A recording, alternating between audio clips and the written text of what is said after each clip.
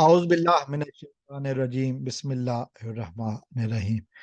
آخر وہی ہوا جس کا ڈر تھا، آخر وہی ہوا جس کا اندیشہ ظاہر کیا جا رہا تھا۔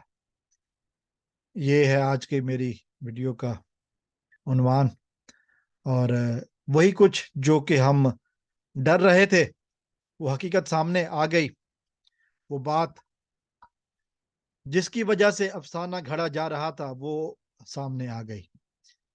ملک کے وزیر داخلہ رانا ثناء اللہ نے جو پریس کانفرنس کی تھی، آدھی رات کو پریس کانفرنس کی تھی، اس کے جو اصل وجوہات تھے وہ سامنے آنا شروع ہو گئے۔ جانتے ہیں کہ جو کچھ رانا ثناء اللہ نے کہا تھا خواتین کے حوالے سے، اس سے پہلے کہ مزید ویڈیو میں بات کریں، اگر آپ نے ابھی تک میرا چینل سبسکرائب نہیں کیا ہے تو براہ کرم چینل کو سبسکرائب ضرور کریں تاکہ ہمارا آپ کا رشتہ آنے والی ویڈیوز میں قائم رہے۔ تو میں بات کر رہا تھا رانا ثناء اللہ کے بیان کی۔ ایک خاتون ہے پی ٹی آئی کی جو جن کو کل جیل سے رہا کر دیا گیا، اور اس خاتون نے جو باتیں کہی ہیں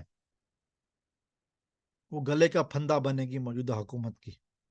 اس خاتون نے کہا ہے کہ کس طرح جیلوں میں خواتین کے ساتھ سلوک کیا جا رہا ہے۔ خاتون نے میڈیکل بھی اپنا کروایا، اس میڈیکل میں زیادتی کے ساتھ ساتھ جو تشدد ہے وہ بھی ثابت ہوا کہ کس طرح دانتوں سے اس کے جسم پر کاٹ کاٹ کر نشان بنائے گئے۔ خواتین کو نشان عبرت بنایا جا رہا ہے تاکہ یہ آئندہ سیاست میں نہ آئے۔ یہ ہے وہ موجودہ حکومت کے کارکردگی۔ رانا ثناء اللہ نے آدھی رات کو اٹھ کر پریس کانفرنس جو کی تھی، اصل باتیں یہی ہیں جو اب سامنے آ رہی ہیں۔ فرق صرف اتنا ہے کہ اب جو سننے والے ہیں نا وہ سوال کرتے ہیں کہ خواتین ان کی قید میں تھیں، پھر یہ سب کچھ کیسے ہوا؟ ان خواتین کو ان لوگوں نے قید کیا ہوا تھا، چاہے وہ صنم جاوید ہو یا طیبہ راجہ ہو یا کوئی اور۔ یہ موجودہ حکومت کی کارکردگی ہے۔ اپنے اقتدار کو طول دینے کے لیے یہی کچھ کر سکتے ہیں۔ پی ٹی آئی کو ختم کرنے کے لیے یہ کچھ کیا جا رہا ہے۔ یہ ہے وہ بات جس کو کور اپ کرنے کے لیے آدھی رات کو پریس کانفرنس کی گئی تھی کہ ان لوگوں نے جو بغیرتیاں مچائی ہوئی ہیں، خواتین کے اوپر ظلم و ستم کر رہے ہیں، وہ یہ ہے۔